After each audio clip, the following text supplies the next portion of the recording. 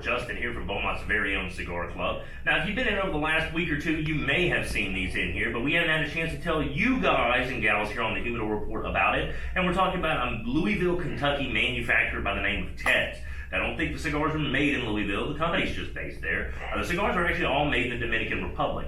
And while Ted's does have a non-infused traditional style cigar known as Ted's Original, they're definitely much better known for their spirits infused cigars, which we've got laid out here. One of them is definitely a little bit more popular than the others, and we're going to talk about that one in a few. But we're going to start over here to my left, which is the Glen. The Glen is a single malt Scotch whiskey seasoned cigar. That one actually has an Ecuadorian grown Habano wrapper on it.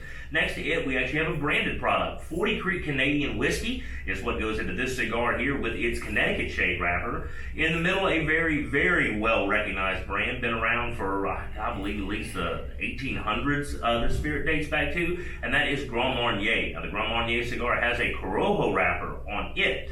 All of those kind of self-explanatory. You definitely have your orange cognac-based spirit here. That's the Grand Marnier. It gives you that little orange fruity flavor to that. You got Canadian whiskey and you have a Scotch whiskey.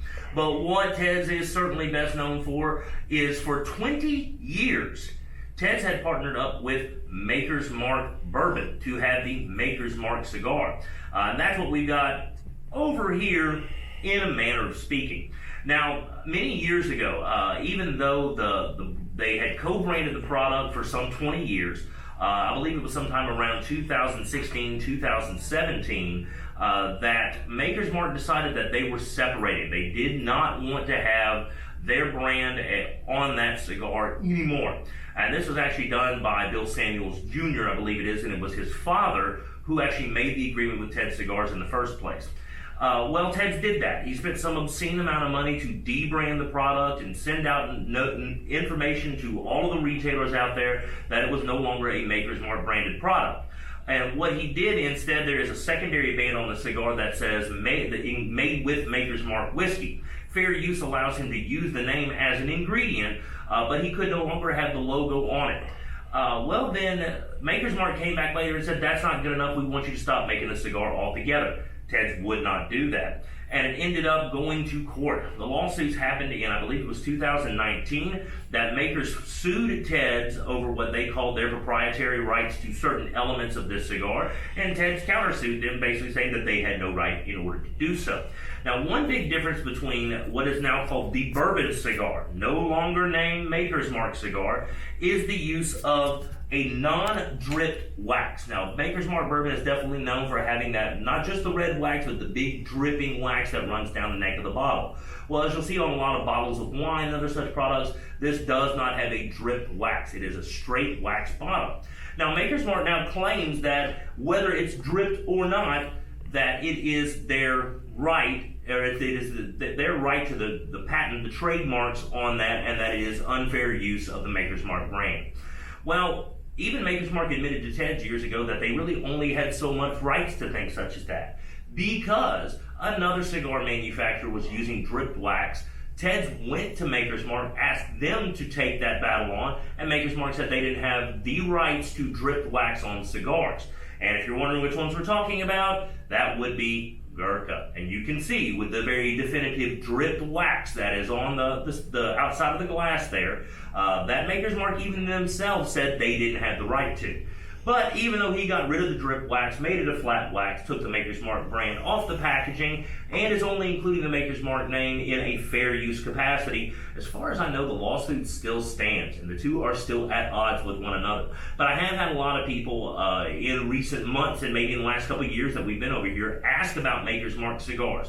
Well, this is it. It is the same cigar, it is the same infusion, same recipe, but they have changed the name and changed the branding because they and Maker's Mark can evidently no longer play nice. Another thing that Ted comments on is that Maker's Mark has used the Maker's Mark cigars, or used the Ted's Bourbon cigars in their events since filing the lawsuit. So it even seems a little contradictory that if Maker's Mark is willing to use this product at their events, seems a little odd that they would be suing Ted over the way he's presenting the events, presenting the cigars, because if Maker's Mark didn't like it, they wouldn't be using it at their personally branded events.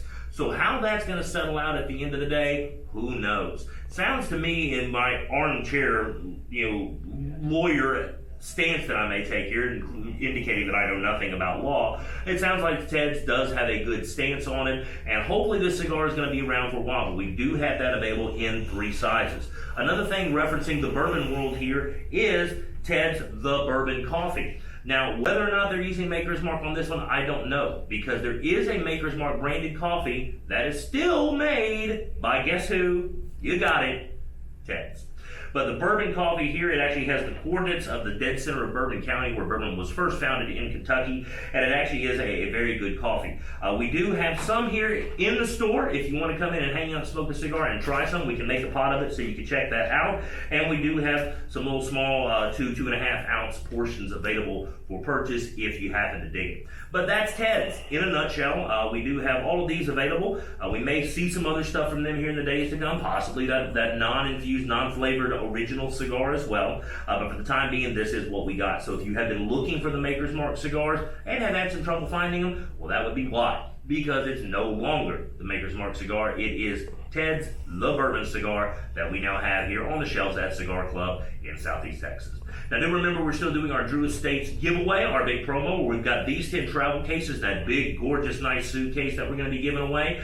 So all you got to do is come in anytime between now and the end of the promo, which I'm not sure when that's going to be yet, so you got plenty of time as far as I know. And you got to buy any 8 Drew Estate cigars or any 8 Hoya Nicaragua cigars, mix and match. You can do 4 Drew, 4 Hoya, however you want to do it. But as long as you have 8 cigars from either Drew Estate or Hoya Nicaragua, we're going to throw your name in the hat. We've got 11 winners, 10 cases, and the big, nice hard shell Drew Estate 4 Life DE25 hard shell travel suitcase. That is just something absolutely beautiful. If you haven't seen it, make sure you come by and check it out while it is here. So that's going to wrap us up in this week's edition of the Humidor Report. Make sure that you like and subscribe, turn on your notifications so you know when we've got something new hip and happening here at Cigar Club. And until next week, I'm Justin. We'll see you at the club.